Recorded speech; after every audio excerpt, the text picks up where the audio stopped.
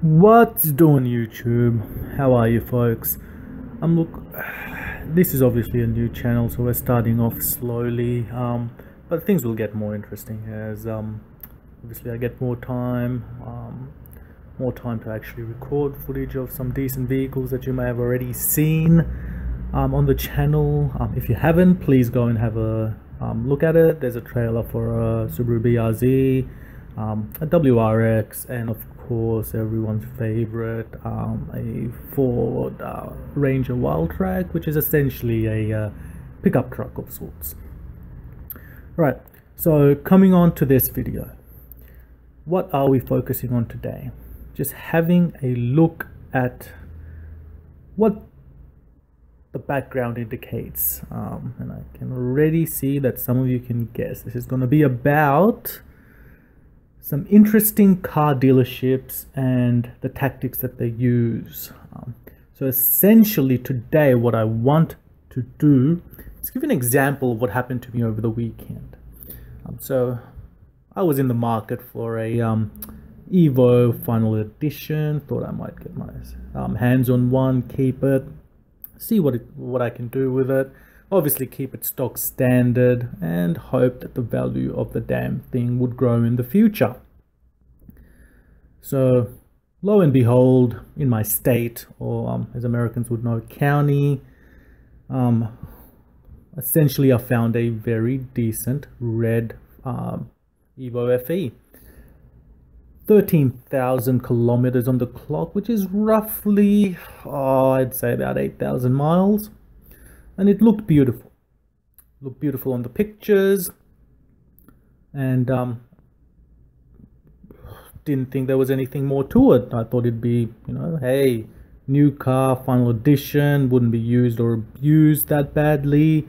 Could just go in, simple checkup, put the deposit in, pay it out, take it home, and can continue my, obviously start a beautiful love affair with this beautiful piece of machine. But that wasn't the case. So what we're going to focus on today is A, my example, what happened to me, and B, what you as viewers and prospective car buyers can actually do to safeguard yourself. I mean, not everyone can afford a new car, and not every car that you want is available new. And what I mean by that is that there are rare cars that you cannot get as new unless someone's been keeping it in pristine condition because they're not made anymore. So yeah, this is going to be a layman's discussion on what we can do to protect ourselves. Essentially, I'm no car mechanic. I don't know the pure engineering of things of sorts to explain to you why certain things happen in a abused vehicle. But look, what I will offer is a layman's approach into safeguarding yourself, what to look for, what you should be asking, and how you can get away with a good deal and a good vehicle, or actually avoid the silver bullet like I did the past weekend. Okay, so on to my story, and in the video you'll notice I've just got a slideshow running of the beautiful machine that I was after. Obviously the Lancer Evolution Final Edition, one owner, 13,000 kilometers or roughly 8,000 miles on the clock. So found it on online ad, turned up to my dealership, and tell you what, the salesman was lovely. The finance dude was impeccable, really upfront, said the right numbers. I mean, I'm no git. I'm not an idiot. I've done this many times before, and I know when I'm being fibbed to, and I know what numbers I should be looking for, especially in the finance side of things. I mean, it was never the intention to finance this car. I mean, I was going to buy it out. By all means, I don't really like being on a loan setting, and being a final edition, it was always going to be one of those long-term investments with fingers crossed that it would go up in value if it was kept in a nice condition. So yeah, beautiful red Evo. As I've turned in, walked up to the dealership, I see it sitting right there, beautiful in the sunlight, beautiful black roof, looking mean, aggressive, and just downright fucking unbelievable. So I've walked in, talked to the salesman, beautiful guy, really friendly, easygoing up front. So everything's going to plan. So I've got another one of my associates with me. We've looked at the car inside and out. Not a scratch, and on the outside and inside the leather's still beautiful, good as new, not even worn out to one bit. Couldn't find a speck of dust. So essentially it looked in showroom condition. So we haggled a bit. I asked for a bit of time to discuss before I would come down and make the deposit. I got a very good deal on a final edition. I was stoked. I was like, oh, beauty. But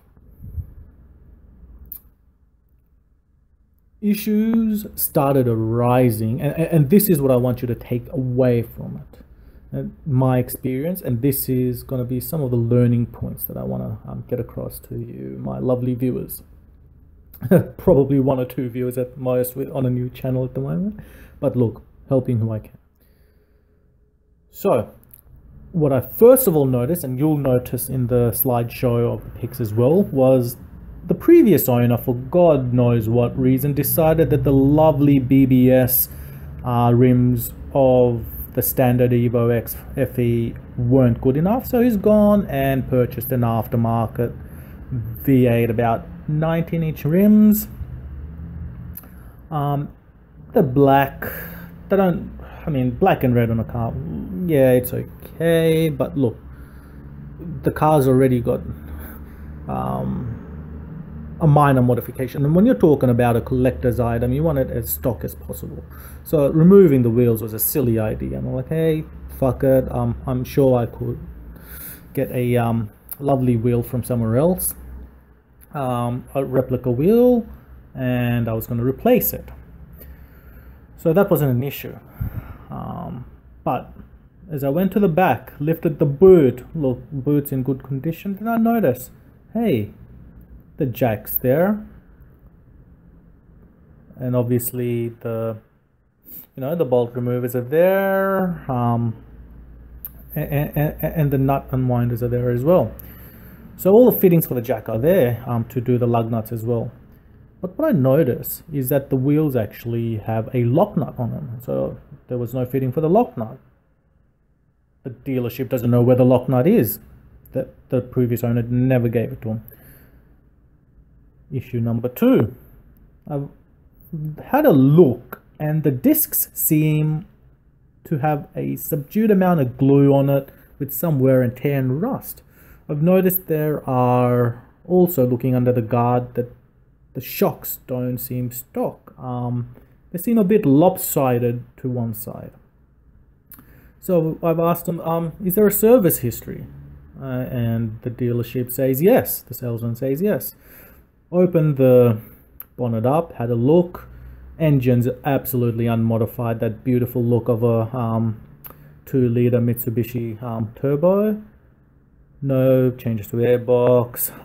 Obviously, there's a factory-based strut brace, which was, you know, much welcomed. Those things are expensive. Then I open the oil gauge and I have a look. The oil's black. And sure, in a new car you expect that, but keep in mind this thing's been out since about almost 2 years now, 2 years, and the past owner had it since February 2016 last year. So I'm getting a bit concerned because there's obvious signs of wear and tear, and the engine seems to have oil that hasn't been changed, and I know for a fact that you either do what 10,000-15,000 kilometer services or 6-month services on this vehicle. So I've asked for the logbook, and I was absolutely astounded when I was told that they didn't have the logbook. Okay, so I'm getting really suspicious now. Opened up the boot well, had a look at the back. the tire repair kit's missing. Yes, the Evo FE does not come with a spare, but it does come with a 12-volt pump and some foam for sealing. Well, that's not there. Furthermore, the gluing on the frame between two sets of metal that they actually try and get the edges to line up with, the gluing's very lackluster. It's beautiful on one side, and the other side there's a smear, and you typically do that when one, you've repaired the car or attempted modifications to the frame in the wheel well, or two, it's been a major crash. So the factory standard gluing of the frame seems to be a bit lopsided. The other thing I notice is these guys are starting to throw the shifty looks back at each other again, and I've asked for the logbook again for the third time. Suddenly the manager comes up, he's like, oh, it's okay, I know the guy who sold it to me, I'll grab the logbook off him, don't worry, I just didn't bother checking for a logbook or double set of keys when he sold it to us. So he goes to his mate's house to pick up the logbook. Well, that's what I thought. I mean, they must be mates if they're on such close calling terms, right? You certainly don't hold a previous seller's mobile number on your phone. Now, he had two choices. Hop in the company car, hop in his own car, or fucking walk. What he's done is hopped into the car that I'm about to buy, revved and screeched down the unwinding embankment from the dealership onto the road, and I hear him screech off. Then he comes back with the logbook. He says, oh, I filled up the fuel for you.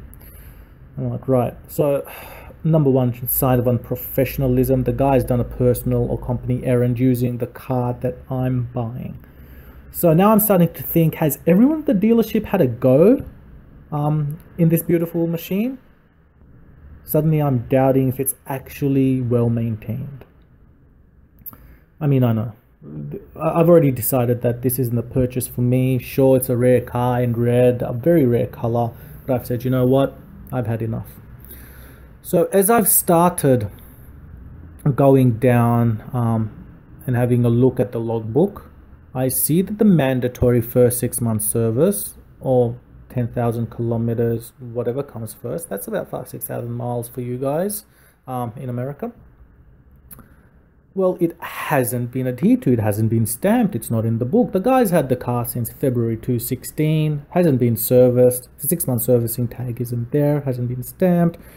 The service history is absolutely blank. He's had the car for 2 years, either he's servicing it himself or has not bothered. And suddenly the dealership says, it's okay, we only serviced this car a week and a bit ago ourselves. Well, it's not okay.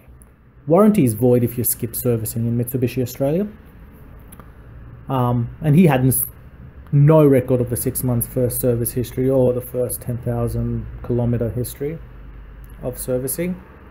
He's had the car for 2 years and has absolutely no history of servicing to show. So he's given it to this dealership who's just serviced the car and said, hey, listen, you get the warranty. Well, the first thing Mitsubishi is going to check when they're checking for warranty claims is, has the car been mandatorily serviced?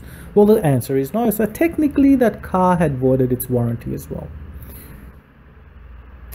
And that's when I decided to get the heck out of there. But for obvious self-security, what I did was went back, had a thorough inspection of the car again to see if I could find anything else to satisfy myself that this was a lemon in disguise, that it's been used, abused, parts missing from a dodgy dealership. And I've noted melting rubber in the wheel well and signs of welding around the edges. Fresh welding, mind you, and unprofessional welding. And that happens obviously when you're trying to modify or fix a vehicle post-crash. Now I've had Lancers before, and the dealership had the gall to tell me that all of this is standard.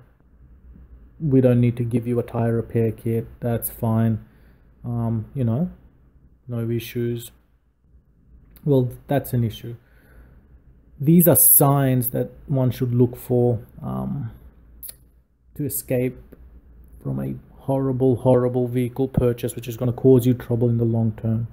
The minor servicing that they didn't even include an oil change. That's why the oil was black.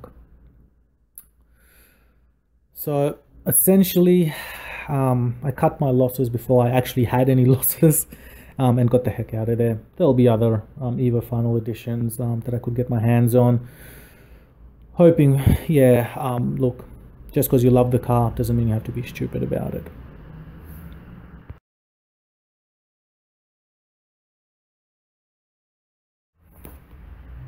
So, my friends,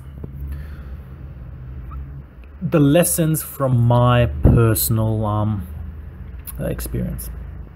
Some of the things I do want to relay to you is that you need to thoroughly inspect the car inside and out.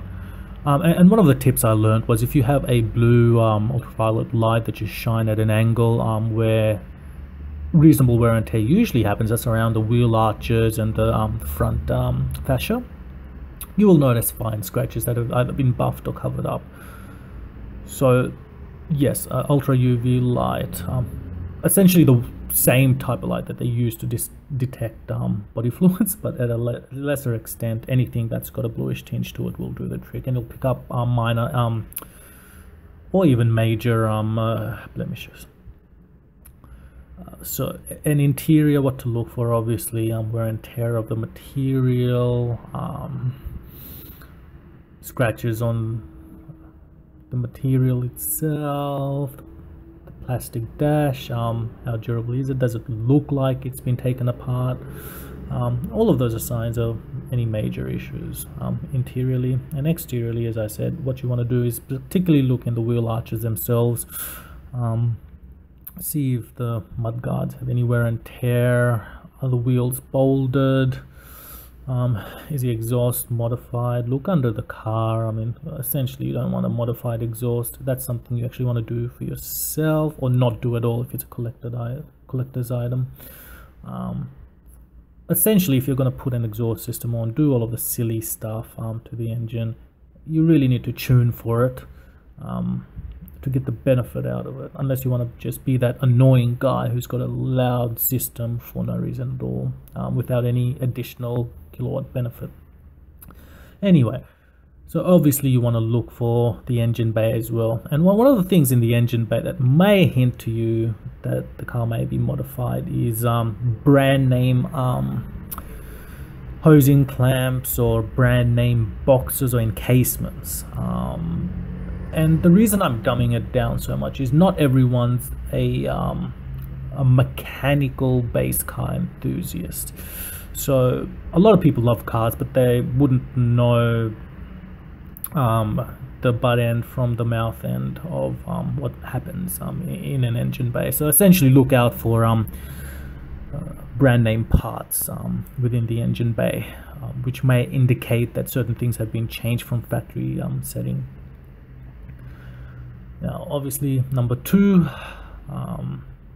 we've already just partly discussed the non-standard modifications, but yeah, wheels, engine bay, exhaust system are the three main things that people do. And obviously you want to have a look under the wheel, you know, the four wheel wells, and see if the shocks have been changed as well. The reason why I say this is modifications of that nature now in Australia, and particularly in New South Wales, some of them require such as lowering the car engineer certificates, and essentially any minor modifications may indicate that there may be more major modifications that you need to look for. So it makes you more wary, especially if it's a collector's item. You don't want too many unchangeable mods, especially if they're mechanical.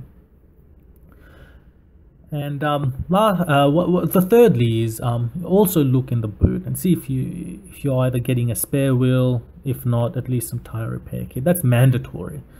The reason why I say that is that's the last thing people care or check about. Do you have a spare, or do you have a tire repair kit? If you have none of that, if you don't even have the jack to change your wheel, it could put you in a dire predicament where you're just stuck in the middle of nowhere, you know, essentially Wolf Creek style, and you've got nowhere to repair your wheels. And lastly, my friends, always, if you're buying secondhand, ask for the logbook. Look for the service history and make sure it matches up. If it's stamped, make sure it's stamped at an appropriate time, so it's not, say it's a 10,000 kilometer 5,000-6,000 mile service, or 6 month, initially the first 6 months. Make sure that it's a reasonable time frame, that it's not done like 3-4 months after the initial due date, or 3,000-4,000 kilometers, or 1,000 miles above what is recommended for the servicing, because that could taint your warranty if you do go ahead and try and claim warranty on something. So that's what happens in Australia. Anyways, my friends, thanks for listening. I hope I helped. I hope you learned from what happened to me. I certainly learned quite a bit. Yeah, like, subscribe, spread the word, and I'll see you next time. Peace.